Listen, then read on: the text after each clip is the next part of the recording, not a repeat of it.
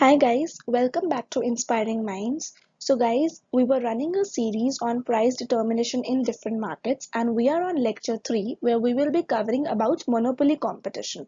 So we are done with lecture 1 where I gave you the broad overview of all the markets. In lecture 2 we have already covered perfect competition. So if you have not watched that video yet, I'll put the link in the description box. Please go ahead, watch that video. And also if you are very clear with perfect competition, at least watch lecture 1 because वहां पे मैंने broadly सारा concept जो है समझाया है. So अगर आप वो वीडियो समझ लेते हैं तो आपको बाकी की सारी market types जो है समझने में बहुत ज़्यादा आसानी होगी. So without wasting time, let's get started. So starting with what actually monopoly market is. Okay, I'll start with the example. Let's take an example of electricity. Okay, मैंने lecture 1 में भी electricity का example ही quote किया है और यहाँ पे भी हम लोग electricity के example से ही समझेंगे. Now electricity का example monopoly की market में कैसे आता है? One thing, because वहाँ पे electricity का एक ही seller है, ठीक है? There is nobody else or you have never thought of कि हम यहाँ से बिजली का कनेक्शन कटवा देते हैं और हम इनकी जगह हम कहीं और से बिजली का कनेक्शन ले लेते हैं. So this is a kind of hypothetical example, okay? Also it's a very impractical situation because we never think of the way कि यहाँ से बिजली कटवा के हम यहाँ से ले लेते हैं. Why? Reason being because there is only single seller. तो यही होता है इसका first feature, single seller. Second, no close substitute. Of course अगर कोई substitute होता तो हम switch कर सकते थे, but इस situation में monopoly market situation में कोई close substitute ही available नहीं है, ठीक है? तो ये हो जाता है इसका second feature जहाँ पे हम बोलते हैं कोई भी close substitute available नहीं है. monopoly market में ऐसा होता है जो भी firm है, जिस भी business की हम बात कर रहे हैं, वो firm या वही business leader है, ठीक है? अब उसकी जगह कोई और आ ही नहीं पा रहा है. तो वहीं पे हमारा थर्ड आ जाता है feature which is restrictions to entry. Restrictions to entry means बहुत सारे बैरियर्स लगे हैं किसी और फर्म के मार्केट में एंटर होने के लिए. अब बैरियर्स किस तरह के हो सकते हैं? बैरियर्स इकोनॉमिक हो सकते हैं, पॉलिटिकल हो सकते हैं, लीगल हो सकते हैं, ठीक है? किसी भी तरह का बैरियर हो सकता है. एंड मान भी लो कि अगर बैरियर्स को डील करने के बाद कोई नई पार्टी एंटर कर भी जाती है मार्केट में, तो मोनोपोली मार्केट अपना एक कॉन्सेप्ट यूज करती है जिसको हम बोलते हैं प्राइस डिस्क्रिमिनेशन का कॉन्सेप्ट, ठीक है? इसको मैं आपको आगे डिटेल में समझाऊंगी ये क्या होता है.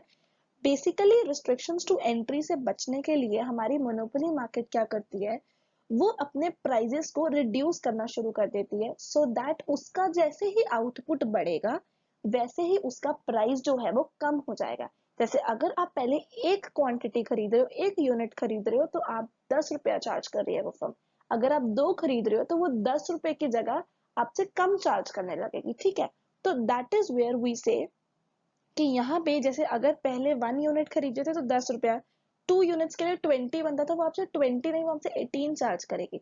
सो जैसे जैसे आउटपुट इंक्रीज हो रहा है वो अपना प्राइस कम करिए क्योंकि उसको मार्केट में अपनी जगह बना के रखनी है, ठीक है? यहाँ पे हमारा थर्ड फीचर खत्म हो जाता है which is restriction to entry. Also, one more thing I will like to mention, that is pure monopoly never found in practice. So this is a very hypothetical situation. हमने कभी भी ऐसा नहीं देखा होगा कि एक ही बंदा लीडर है, उसके अलावा कोई है ही नहीं है, ठीक है? हाँ, अब जो ये मैंने एग्जाम्पल्स कोट करी हैं जैसे ट्रांसपोर्ट, वाटर, इलेक्ट्रिसिटी, ये हमें जनरली मिल जाती हैं. अगर हम मोस्ट रेलेवेंट एग्जाम्पल के बारे में देखें जिससे हम कनेक्ट कर पाए कि मोनोपोली मार्केट कैसी होती है, तो yes, these are the most suitable examples. But when we practically talk of कि क्या एक्चुअल में ऐसा होता है, तो नहीं. ऐसा अगर मैं प्योर मोनोपोली की बात करूं तो ऐसा इन प्रैक्टिस नहीं देखा जाता है, right? I hope the meaning is clear. So now moving ahead with monopolistic revenue curve. Now this is important. This is important. Okay. चलो ध्यान से सुनना अभी जो मैं बोलूंगी. मोनोपोलिस्टिक रेवेन्यू कर्व में हमने दो कर्व्स को समझना है. एक हमने समझना है डिमांड इक्वल्स टू AR, ठीक है? सेकंड हमने समझना है MR कर्व को. चलो, एक चीज हम लोगों ने परफेक्ट कंपटीशन में भी पढ़ी है और हमें जनरल इकोनॉमिक्स में भी हम लोगों ने चीज पढ़ी है कि एक इंडस्ट्री जो होती है वो प्राइस को फिक्स करती है और जो फर्म होती है वो प्राइस टेकर होती है, ठीक है? Right, okay. अब ये मोनोपोली मार्केट है जहां पे सिर्फ एक ही फर्म है जो एग्जिस्ट करती है. तो अगर एक ऐसी मार्केट है जहां पे सिर्फ एक ही फर्म एग्जिस्ट करती है तो इंडस्ट्री भी वही है, ठीक है? तो अगर जो डिमांड हमारी फर्म की है वही डिमांड हमारी इंडस्ट्री की भी होगी, ठीक है। तो जो इंडस्ट्री की डिमांड होती है उसको हम मार्केट डिमांड बोलते हैं। ठीक है, आई होप इतना समझ में आया। तो जो हमारी इंडस्ट्री की डिमांड होती है उसको हम मार्केट डिमांड बोलते हैं। इसीलिए यहाँ पे हमने इसको पूरा मार्केट डिमांड कंसिडर किया है, which where we say demand is equal to average revenue. ठीक है, वन थिंग। इसका अगर मैं और डीप में मीनिंग समझाऊं, मार्केट डिमांड का क्या मतलब होता है? मार्केट डिमांड का मतलब होता है जितने भी लोग मार्केट में हैं वो आपसे इतना क्वांटिटी ऑफ गुड्स जो है वो आपसे डिमांड कर रहे हैं। सेकेंड थिंग, अगर मैं मोनोपोलिस्ट के पर्सपेक्टिव से देखूं तो मोनोपोलिस्ट क्या चाहता है? मोनोपोलिस्ट की उसके पर्सपेक्टिव में अब यहाँ पे हम ये बात करें कि वो उतने ही गुड्स को ऑफर कर सकता है। Make sense? ठीक है, तो यहाँ पे हम इसीलिए बात कर रहे हैं demand is equal to average revenue, which means ये अब क्या रिप्रेजेंट कर रहा है? ये वाला जो डिमांड कर रहा है ये हमें पहली चीज हमें मार्केट डिमांड रिप्रेजेंट कर रहा है। कौन सी डिमांड रिप्रेजेंट कर रहा है? ये हमसे मार्केट डिमांड रिप्रेजेंट कर रहा है। ठीक है, दूसरी चीज ये हमें क्वांटिटी डिपेक्ट कर रहा है। ये वो क्वांटिटी डिपेक्ट कर रहा है जो एक मोनोपोली बंदा जो है, मोनोपोली मार्केट में जो मोनोपोलिस्ट है वो सेल कर सकता है।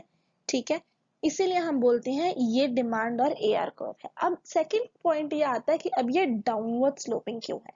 अब ये डाउनवर्ड स्लोपिंग इसलिए है क्योंकि मैंने आपको पहले ही समझाया, वो बंदा चाहता है कि वो मार्केट में बना रहे। तो वो जैसे जैसे आउटपुट बढ़ेगा वैसे वैसे ही वो अपने प्राइस जो है वो उसको रिड्यूस करता जाएगा। दैट मीन्स अगर आपकी क्वांटिटी जो है वो बढ़ रही है, if your quantity is rising, तो जो आपका डिमांड है, सॉरी, अगर आपका क्वांटिटी जो है वो राइज कर रहा है तो उसके बेसिस पे जो प्राइस है वो कम कर दिया जाएगा। ठीक है, ये होता है मोनोपोली का डिमांड और एवरेज रेवेन्यू कर्व। इसको हम प्राइस भी बोलते हैं। मैंने समझा दिया है, आपका जो बंदा है मार्केट में, मार्केट डिमांड कर रही है आपसे 10 यूनिट, तो आप उसको प्राइस कम चार्ज करोगे। ठीक है, तो दैट इज हेंसफोर्थ ये हो गया डाउनवर्ड स्लोपिंग। सेकंड कॉन्सेप्ट आता है मार्जिनल रेवेन्यू का। अब मार्जिनल रेवेन्यू क्यों ऐसे है? मार्जिनल रेवेन्यू इसलिए ऐसा है क्योंकि देखो, मार्जिनल रेवेन्यू क्या है? जो आपको एडिशनल रेवेन्यू आ रहा है जब आप एडिशनल यूनिट्स को सेल कर रहे हो, यही होता है मार्जिनल रेवेन्यू। ओके, नाउ जब आपने additional unit of output sell किया, जैसे पहले आप 2 यूनिट सेल कर रहे थे, अब आप 5 यूनिट सेल कर रहे हो। ठीक है, तो आप प्राइस 5 यूनिट पे कम चार्ज करोगे, right? One thing. Second thing, marginal revenue जो होगा वो भी अब कम हो जाएगा क्योंकि जब आपने एडिशनल यूनिट को सेल किया तो वहां पे जो आपका प्राइस था आपने कम चार्ज किया, हेंसफोर्थ आपका रेवेन्यू भी कम हो गया। इसीलिए मार्जिनल रेवेन्यू जो होता है ये भी डाउनवर्ड स्लोपिंग होता है। I hope now there is no confusion in both of these demand curves. और यही दो चीजें थी जो आपको समझनी थी इसमें। Now going ahead with what are the conditions for equilibrium. See, what does equilibrium actually means? Equilibrium means no demand, no profit, no loss situation. ठीक है, वो हो जाता है इक्विलिब्रियम जहां पे हम प्राइस फिक्स कर रहे हैं बेसिकली। तो अब कोई भी मोनोपोलिस्टिक फर्म है, कोई भी फर्म है, वो लॉस में तो रहना नहीं चाहेगी। ठीक है, प्रॉफिट नहीं भी हो रहा है बट वो लॉस में तो रहना नहीं चाहेगी, राइट? तो वहां पे हम इक्विलिब्रियम कंडीशन की बात करते हैं। फर्स्ट करते हैं MC equals to MR। This is first condition. Second condition is MC curve must cut MR from below. Now I will explain you how. So अभी यहाँ पे जब हम इक्विलिब्रियम सिचुएशन की बात करते हैं कि अब हम प्राइस को कैसे डिटरमिन करेंगे। आई हैव ऑलरेडी क्लियर्ड, ये आपका डिमांड कर्व है, ये आपका मार्जिनल रेवेन्यू। इन दो को तो समझाने की जरूरत है नहीं है, समझाने की जरूरत है मार्जिनल कॉस्ट। मैंने सेकंड कंडीशन आपको ये बताई थी कि जो MC कर्व है that should cut MR from below. इसने इसको यहाँ से काट दिया, इसने इसको यहाँ से काट दिया। तो जिस पॉइंट पे इसने इसको काटा, यहाँ पे हमने एक लाइन ड्रॉ करी और यहीं पे हमने इक्विलिब्रियम सिचुएशन, यहाँ हमने प्राइस फिक्स कर दिया। ठीक है, नो कंफ्यूजन। दो सिचुएशंस याद रखनी है मोनोपोली में। ठीक है, वो अगर one is MC equals to MR, second situation is MR should cut MC from below. जहां पे MR ने MC को काटा वहीं पे हमारा इक्विलिब्रियम जो है वो फिक्स हो जाता है इन केस ऑफ मोनोपोली। ठीक है, ओके। उसके बाद हम बात करते हैं इक्विलिब्रियम की सिचुएशन में। अभी मोनोपोलिस्टिक फर्म जो है उसको अपने प्रॉफिट्स को मैक्सिमाइज करना है। तो जब उसको उसके प्रॉफिट की सिचुएशन देखनी है तो एक नया कर्व आ जाता है, वो होता है एवरेज टोटल कॉस्ट। ठीक है, this is clear, this is clear, this is also clear. बचता है एवरेज टोटल कॉस्ट कि अब आपको टोटल कॉस्ट कितना है। तो एवरेज टोटल कॉस्ट जो होता है ये वाला कर्व ऐसा होता है। ठीक है, ऑलरेडी मैंने आपको बताया था, यहां से हम इक्विलिब्रियम बना रहे थे, ये लाइन ऑलरेडी इक्विलिब्रियम की है, ठीक है। लेकिन हम जहां से टोटल कॉस्ट कट गई, देखो हम ऑलरेडी यहाँ इक्विलिब्रियम पे थे, यहाँ पे हमारी एवरेज टोटल कॉस्ट, तो ये जो एरिया बचा ये सारा हो जाता है आपका प्रॉफिट का एरिया, ठीक है। वन मोर थिंग, अभी ऐसा होता क्यों है, एक प्राइस डिस्क्रिमिनेशन का कॉन्सेप्ट है जहां पे आपको एबनॉर्मल प्रॉफिट भी समझ में आएगा। प्राइस डिस्क्रिमिनेशन का एक नया कॉन्सेप्ट इसमें जो है, प्राइस डिस्क्रिमिनेशन का कॉन्सेप्ट ऐसे हो सकता है कि देखो अगर मैं इलेक्ट्रिसिटी का ही एग्जांपल लूं, अगर आप हाउस होल्ड में हो तो वो आपसे कम चार्ज करेंगे, यहीं अगर आप इंडस्ट्री में हो तो वो आपसे ज्यादा पैसा चार्ज करेंगे। इसका मतलब है चीज वो आपको सेम दे रहे हैं लेकिन फिर भी वो आपसे डिफरेंट रेट चार्ज कर रहे हैं, और इसका रीजन कॉस्ट नहीं है। उनको तो उतना ही कॉस्ट पड़ रहा है चाहे कोई बंदा इंडस्ट्री में यूज कर रहा है चाहे हाउस होल्ड में, but still they are charging different prices from two different types of consumers. This is the concept of price discrimination. Now the reason behind this concept is, क्यों वो लोग price discrimination करते हैं, क्योंकि उन लोगों को एबनॉर्मल प्रॉफिट्स अर्न करने होते हैं, उनको मार्केट में रहना है। वो लॉस की सिचुएशन में, प्रॉफिट की सिचुएशन में, सिर्फ नॉर्मल प्रॉफिट्स की सिचुएशन में वो सेटिस्फाइड नहीं होते हैं, उनको एबनॉर्मल प्रॉफिट्स अर्न करने होते हैं, इसलिए वो प्राइस डिस्क्रिमिनेशन का कॉन्सेप्ट यूज करते हैं, राइट। सो आई होप ये मोनोपोली मार्केट आपको क्लियर है। If there is any doubt please put it in the comment section, okay, and I will clarify your doubts. Also guys, if you want, if you like this channel, if you like this video, do not forget to like, subscribe and share Inspiring Minds. If you have any queries or if you have any particular video or topic in request, you can mail me at inspiringminds1997@gmail.com. Also, you can follow me on Instagram at the username inspiringminds1997, and I am a personal tutor on Superprof. So link is given in the description box. If you want to book a personal class with me, you can go ahead and book the class. Thanks guys. Thanks a lot.